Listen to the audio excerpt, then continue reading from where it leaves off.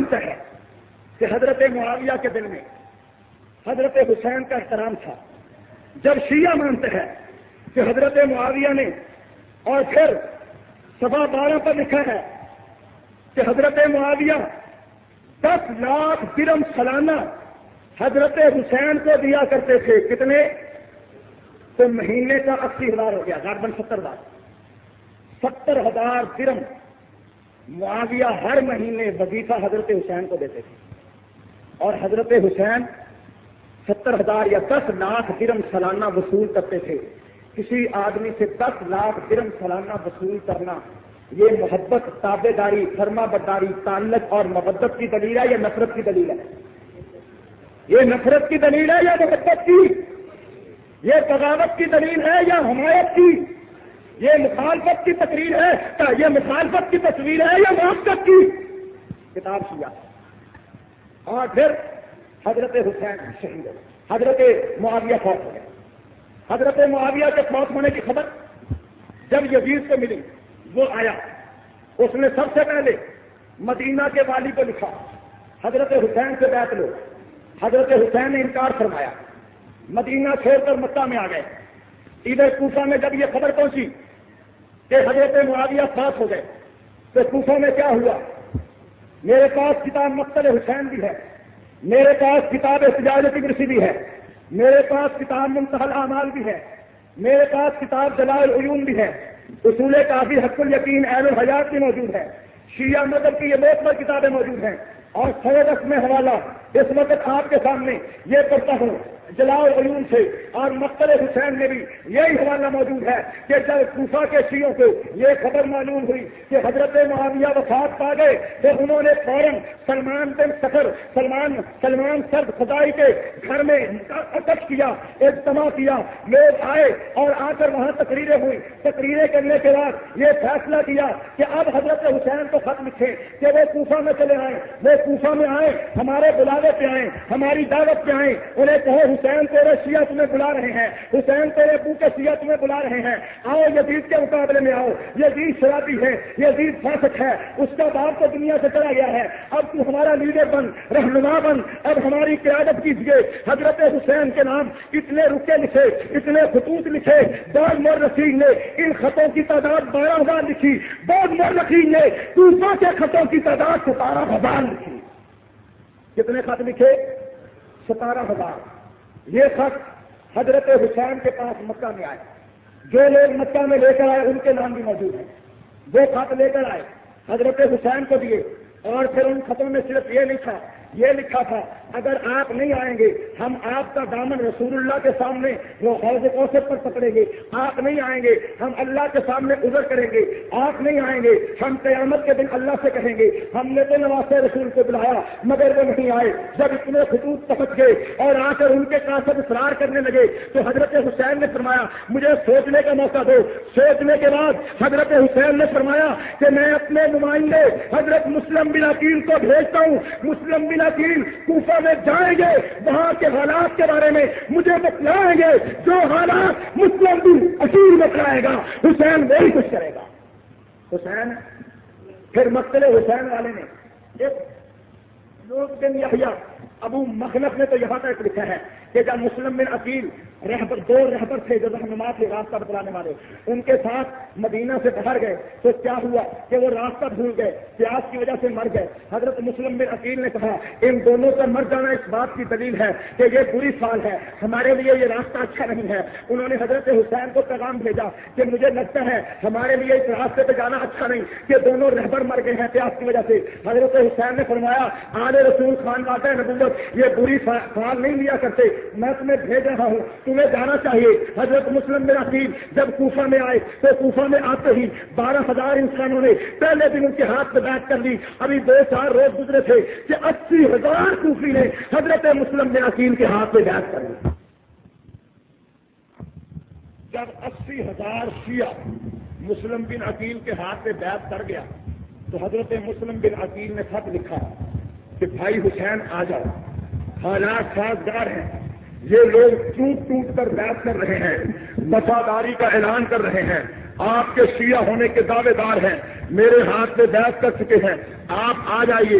ادھر حضرت حسین کو یہ خط مل گیا, ادھر یزید کے لوگوں نے یزید کو خط بھیجا کہ حالات ناموافق ہو گئے ہیں. تو یزید نے فوراً بصرہ سے فوراً ابن زیاد عبداللہ بن زیاد کو کہا کہ جاؤ فوری جا کر کوفہ کا انتظام سنبھالو. تو پھر ابن زیاد نے کیا کیا, اس نے سفید کپڑے پہنے, سر پہ کالا امامہ رکھا, سر پہ کالا, زور سے بولو سر پہ کالا.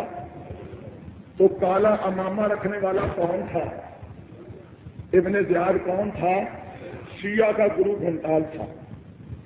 اب جب کالا امامہ رکھ کر ابن زیاد آیا کوفہ میں, تو کوفہ میں داخل ہوا, لوگوں نے سمجھا حسین آ گئے, لوگ راستے میں کھڑے ہو گئے. تو ابن زیاد چھڑی سے سلام کر رہا ہے, کہتا ہے پیچھے ہٹو, نقاب اوڑھا ہوا ہے. اوڑھتے یہاں تک کہ وہ قصر خلافت میں جا پہنچا. جب قصر خلافت میں گیا, نعمان بن بشیر جو پہلے گورنر تھا اس کو بتلایا کہ مجھے گورنر بنا کر بھیجا گیا ہے, تو معذور ہو چکا ہے. اور پھر اس نے شرفائے کوفہ کو بلایا, ان کو کہا یاد رکھو, باز آ جاؤ, میں ابن زیاد آ چکا ہوں, تمہیں یزید کی بیعت کر لینی چاہیے. اگر تم میری مخالفت کرو گے تمہیں بڑی لڑائی سے دو چار ہونا پڑے گا, تمہیں مصائب و علام کو دیکھنا پڑے گا. اتنا کہنا تھا. اس نے کوفہ کے لوگوں کو جمع کیا اور کوفہ کے لوگوں کو مسجد میں جمع کر کے اس نے کہا, او کوفیوں, میں آیا ہوں دمشق سے تمہارے لیے تحفہ لایا ہوں. لوگوں نے کہا کیا تحفہ ہے؟ تلوار نکال کے کہنے لگا یہ تحفہ ہے. اس کا مطلب یہ ہوا کہ شیعوں کے لیے ہر دور میں تحفہ تلوار ہو تو پھر ٹھیک ہے, تحفہ تلوار ہو تو پھر یہ اور کسی چیز سے نہیں ڈرتے, نہ مذاکرات کا لحاظ کرتے ہیں, نہ وعدے کا لحاظ کرتے ہیں, نہ اپنی تحریر کا لحاظ کرتے ہیں, نہ اپنی تقریر کا لحاظ کرتے ہیں. جب بھی لحاظ کرتے ہیں تو گولی کا لحاظ کرتے ہیں. شیعت نے جب بھی کوئی زبان سمجھی تو گولی کی, جب بھی کوئی زبان سمجھی تو وہ کیسے؟ ابن زیاد نے کہا تلوار لایا. اس نے کہنے کی ضرورت تھی, سب نے حضرت مسلم بن عقیل کی بیعت توڑ دی. فجر کی نماز کا وقت تھا, حضرت مسلم بن عقیل کے جسم میں درد تھا, وہ تو تشریف نہیں لائے. 80,000 جن لوگوں نے بیعت کر لی تھی. مقتل حسین صفحہ 31 پر ہے. ابو مخلص کہتے ہیں کہ اہل کوفہ 10-10, 20-20, اس سے زیادہ کی تعداد میں مسلم بن عقیل کے پاس آنے لگے. یہاں تک کہ اسی روز 80,000 افراد نے ان کی بیعت کر لی. یہ تو ہے 80,000 لوگ بیعت کرنے والے. اور آگے کیا ہوا؟ جب ادھر سے ابن زیاد آ پہنچا اور ابن زیاد نے آتے ہی کہا کہ یاد رکھو میں تمہارا فیصلہ تلوار کے ساتھ کروں گا. اتنا کہنے کی دیر تھی کہ سارے کے سارے لوگوں نے وہ بیعت توڑ دی. اور بیعت توڑنے کے بعد پھر کیا ہوا کہ صبح کے وقت جب حضرت مسلم بن عقیل فجر کی نماز پڑھنے کے لیے مسجد میں داخل ہوئے تو کیا دیکھا کہ مسجد میں ایک بھی آدمی صبح کی نماز میں تو نہیں آئے, لیکن جب ظہر کا وقت ہوا مسجد میں گئے, اذان اور اقامت کے بعد تنہا ہی نماز پڑھی. تنہائی. کوفہ کی مسجد میں اذان ہو گئی. کوفہ کی مسجد میں اذان, تکبیر کہنے والا کوئی نہیں. امامت کے لیے مسلم بن عقیل آ گئے. تکبیر کہنے والا, جماعت کی نماز میں شامل ہونے والا کوئی بے غیرت شیعہ نہیں. کوئی شخص ان کے ساتھ نماز میں شامل نہ ہوا. جب نماز سے فارغ ہوئے ایک لڑکے کو دیکھا, اس سے پوچھا اے لڑکے اہل شہر کو کیا ہو گیا ہے؟ اس نے جواب دیا اے آقا اہل شہر نے حسین کی بیعت توڑ دی ہے, یزید کی بیعت کر لی ہے. بتلاؤ تلوار دیکھ کر حسین کی بیعت توڑ کے یزید کی بیعت کرنے والے کون تھے؟ وہی جنہیں حضرت علی نے نافرمان کھوتے کہا. ایک تلوار دیکھی, مسلم بن عقیل کی بیعت توڑ دی. ایک بھی نماز میں نہیں آیا, سارے کے سارے بیعت توڑ کر چلے گئے. اس کے بعد حضرت مسلم بن عقیل پریشان ہو کر مسلم بن عقیل گلیوں میں گھوم رہے ہیں, کوئی دروازہ نہیں کھل رہا. ایک دروازے پر گئے اور مسلم بن عقیل کے لیے, حسین کے بھائی کے لیے, عرب سے آئے ہوئے اسلام کے شہزادے کے لیے, اور مسلم بن عقیل کے بیٹے علی کے بھتیجے کے لیے, حسین کے بچتے بعد بھائی کے لیے کوفہ کے دروازے بند ہو گئے. یہاں تک کہ حضرت مسلم بن عقیل نے حامی کے گھر پہ گئے اور حانی کے پاس جا کر انہوں نے کہا میں تیرے پاس آیا ہوں. حانی نے کہا کوئی بات نہیں, میں بیمار ہوں, اے مسلم بن عقیل میری بیمار کی خبر ابن زیاد سنے گا, وہ میرا دوست ہے, ضرور آئے گا. آپ ایسا کریں میں آپ کو تلوار دیتا ہوں, چھپ کر بیٹھ گئے. جب ابن زیاد آئے گا میرے حال احوال پوچھے گا, میں اپنی تگڑی اتاروں گا, یہ علامت ہوگی کہ تو حملہ کر دے, تو اس کا ابن زیاد کو قتل کر دینا تاکہ معاملہ ختم ہو جائے, تاکہ معاملہ ختم ہو جائے. اب حانی نے ابن زیاد کو پیغام بھیجا کہ تو بڑا بے وفا ہے, میں بیمار ہوں تو میرے پاس آیا نہیں. ابن زیاد حانی کے پاس آیا, اس کے ساتھ اس کا باڈی گارڈ بھی تھا, اور اس نے آ کر حال حوال پوچھنے شروع کر دیے. تو فوراً حانی نے اپنی پگڑی اتاری اور زمین پر رکھ دی.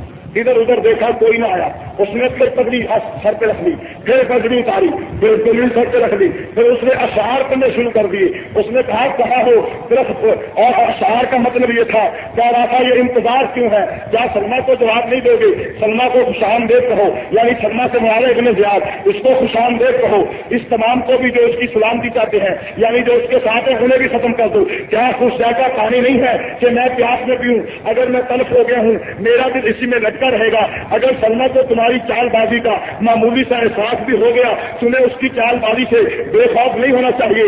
وہ مقرر ان اشعار کو پڑھتے رہے, مگر عبید اللہ بن زیاد نہ سمجھ سکا. اس نے کہا یہ شعر ہی پڑھتے چلے جا رہے ہیں, میں ان سے پوچھ رہا ہوں کیا حال ہے, وہ کہتے ہیں سلمہ کو خوش کر دو. میں اسے پوچھ رہا ہوں کیا حال ہے, وہ کہتے ہیں سلمہ کو پانی پلا دو. یہ کیا کہہ رہا ہے؟ تو لوگوں نے کہا دراصل اس کو بیماری زیادہ ہو گئی ہے, اس کا دماغ خراب ہو گیا, اس کا دماغ خراب ہو گیا ہے. تو تھوڑی دیر کے بعد وہ اٹھا اور اپنے گھوڑے پہ بیٹھ کے چلا گیا. اور مسلم باہر نکلے تو حانی نے کہا کون سی بات اس کے قتل میں مانے ہوئی. مسلم نے کہا ایک روایت میں نے رسول اللہ سے سنی ہے, آپ نے فرمایا تھا اگر کوئی مسلمان کو قتل کر دے تو اس کا ایمان نہیں آتا, اگر کوئی مسلمان کو قتل کر دے تو اس کا اپنا ایمان ہے. تو گویا کہ مسلم بن عقیل نے یہ اشارہ دیا کہ ابن زیاد مسلمان ہے, ابن زیاد مسلمان ہے. یہ بھی اس لیے کہا کہ وہاں کے کوفی جو اس کے ساتھ مل گئے تھے. لیکن حانی نے کہا اگر آپ اسے قتل کر دیتے تو وہ ایک کافر ہوتا, اگر آپ اسے ایک قتل کر دیتے تو وہ ایک کافر ہوتا. پھر اس میں بڑی تفصیل ہے کہ حضرت مسلم بن عقیل کو تلاش کیسے کرایا گیا, تلاش کرا کے مسلم بن عقیل کو گرفتار کیسے کیا گیا, مسلم بن عقیل نے مقابلہ کیسے کیا, پھر مسلم بن عقیل کو شہید کرانے کے لیے ابن زیاد نے کیا کیا, اور مسلم بن عقیل نے آخری خط حسین کے نام پہ کیا لکھا. ادھر سے حضرت حسین کو جب خط پہنچا کہ 80,000 آدمی نے بیعت کر لی ہے, تو حضرت حسین مکہ سے چل پڑے, اور مکہ سے آپ اس راستے پر چل پڑے جو راستہ کوفہ کی طرف جاتا تھا. خط مل چکا تھا, آپ چلتے جا رہے تھے. راستے میں جب آپ نکلنے لگے, حضرت عبداللہ ابن عباس نے, حضرت عبداللہ ابن عمر نے, حضرت عبداللہ ابن جعفر طیار نے آپ کو روکا, صحابہ کرام نے آپ کو روکا, فرمایا نہ جائیے حسین, ان غداروں کو دھوکہ نہ کھاؤ, ان غداروں مکاروں فریبیوں پر آپ توجہ نہ کریں. جن لوگوں نے آپ کے ابو سے وفا نہیں کی, جن لوگوں نے حسن سے وفا نہیں کی, یہ آپ سے وفا نہیں کریں گے. آپ کوفے مت جائیے, مکہ رہ جائیے, مدینہ جا جائیے, ہمیں آپ کی جان کا خطرہ نظر آتا ہے. لیکن حضرت حسین نے فرمایا اب اگر میں نہیں جاتا ہوں تو لوگ بزدل کہیں گے, اب اگر میں نہیں جاتا ہوں تو لوگ عذر کریں گے, اور قیامت تک یہ کہیں گے حسین کو بلایا, نبی کے نواسے کو بلایا, مگر وہ نہیں آئے. آپ نے خط لکھا, اس خط کا ذکر ہے, اس خط میں لکھا میرے سیو, میرے مومنوں, میرے سیو, میں آ رہا ہوں, میں تمہارے پاس پہنچنے والا ہوں, تم میرے لیے تیار ہو, میری تیاری کرو. اور جب حضرت حسین مقام زبالہ پر پہنچے تو آپ کو خبر ملی کہ حضرت مسلم بن عقیل شہید کر دیے گئے, حضرت مسلم بن عقیل شہید کر دیے گئے. اب آپ نے واپس موڑنا چاہا تو حضرت مسلم بن عقیل کے بھائی بگڑ گئے کہ ہم اپنے بھائی کا بدلہ دیے بغیر نہیں جائیں گے. اب آپ تھوڑی سی اور آگے چلے ہیں, 1-2 منزلوں پر, یہ بات بھی ذہن میں ہے. آپ مدینہ سے مکہ آئے, یہ 350 میل کا سفر ہے. مکہ سے کوفہ 1000 میل کا سفر ہے, اور کوفہ سے شام 850 میل کا سفر ہے. یہ سفر ہے جو یہ 850 میل کا یہ سفر تھا. بلکہ بولا یہ سفر کی تفصیلات بھی آپ کے علم میں رہنی چاہیے تاکہ اگلی بات آپ سمجھ سکیں. مدینہ منورہ سے مکہ اس نے لکھا ہے 440 میل ہے, اور مکہ سے کوفہ 1000 میل ہے. کوفہ سے دمشق 33 मील 440 मील है, 440 मील कोफा से दमिश्क है। और अब ये बात आपके ذہن में रहनी चाहिए, हजरत हुसैन मक्का से जा रहे हैं कोफा, मकाम ज़बाला पर आपको ये खबर हुई, आप आगे बढ़े, और जब आगे बढ़े तो इधर से आपके सामने इब्ने ज़ियाद अपनी फौजें ले आया, और इब्ने ज़ियाद के फौजियों ने आपको घेर लिया और आपको घेर कर कहा हम आपको आगे नहीं बढ़ने देंगे। और जब इब्ने ज़ियाद के साथ फौजियों ने आपको घेर लिया तो अब ये बात आपके ذہن में रहनी चाहिए कि इस फौज में मक्की कोई नहीं था, इस फौज में मदनी कोई नहीं था, इस फौज में शामी कोई नहीं था। 80,000 की फौज में सारे के सारे सूफी थे, सारे के सारे। हवाला मक्तल हुसैन का, मक्तल हुसैन का हवाले 80,000 का लश्कर है। सफा नंबर नोट कर लीजिए, मक्तल हुसैन सफा नंबर 66, और इसमें लिखा है कि हजरत हुसैन, अबू मसरफ कहता है पहला झंडा जो हुसैन अलैहिस्सलाम से जंग के लिए लहराया गया जो उनके खिलाफ, वो अमर बिन असद था, उसका झंडा था। उसकी मदाती में 6,000 सवार थे। फिर इब्ने ज़ियाद ने शेख बिन रबी को बुलाया, झंडा देकर 4,000 सवार उसकी मदाती में किए। उसके बाद उर्वा बिन कैस को बुलाया, उसे भी झंडा देकर 4,000 सवार दिए। फिर सनान बिन अनस को बुलाया, झंडा दिया, उसके साथ भी 4,000 सवार किए। रावी कहता है कुल लश्कर 80,000 कूफी पर मुश्तमिल था। 80,000, 80,000, दूसरे लफ्जों में कहो कुल लश्कर 80,000 शियों पर मुश्तमिल था। 80,000 नाफरमान गदों पर मुश्तमिल था। 80,000 अली का दिल दुखाने वालों पर मुश्तमिल था। 80,000 अली की मोहब्बत के झूठे नारे लगाने वालों पर मुश्तमिल था। ये वो 80,000 है जिन्होंने मुस्लिम बिन हकीम की बात की और इब्ने ज़ियाद के दर से बात तोड़ दी। अब मुझे बताओ, अब यहां तक लिखा है इसमें कोई शामी या हिजाजी नहीं था, इसमें कोई शामी या हिजाजी। तो अब बतलाओ हुसैन के मुकाबले में जो लश्कर आया वो किसका था? बोलो बोलो किसका था? वो लश्कर किसका था? चैलेंज है मुझे, दुनिया शीयत को मेरा चैलेंज है, साबित कर दे कि ये लश्कर शामियों का था, साबित कर दे ये लश्कर हिजाजियों का था। हिजाज वाले सुन्नी थे, मक्का वाले सुन्नी थे, मदीना वाले सुन्नी थे, शाम वाले मुआविया के साथ थे, और हजरत हुसैन के दम भरने वाले तो कूफा के लोग थे। सुन्नियों से निकलकर हजरत हुसैन शिया के पास चले गए, और शियों ने इब्ने ज़ियाद के साथ मिलकर हुसैन का मुहासमा कर लिया। शियों ने मुस्लिम बिन अकील को तनहा छोड़ दिया। बतलाओ कल्बो बना की वादियों में हुसैन का घेरा करने वाले कौन थे? कौन थे? पानी बंद करने वाले कौन थे? कुएं को पहरा देने वाले कौन थे? सिराज को बंद करने वाले कौन थे? अब हवाला सुन, सही बुखारी का हवाला है। हजरत हुसैन ने फरमाया मैं 3 शर्तें पेश करता हूं। 2 शर्तों का मक्तल हुसैन में और जलाल उयून में भी जिक्र है। वो शर्तें क्या थी? उन शर्तों में ये था कि लोगों या मुझे वापस मदीने जाने दो, या मुझे वापस मदीने, और मदीना सुन्नियों का मदीना। तो हुसैन ने क्या कहा कि मुझे सुन्नियों को बात हो, मुझे वापस मदीने जाने दो, एक शर्त।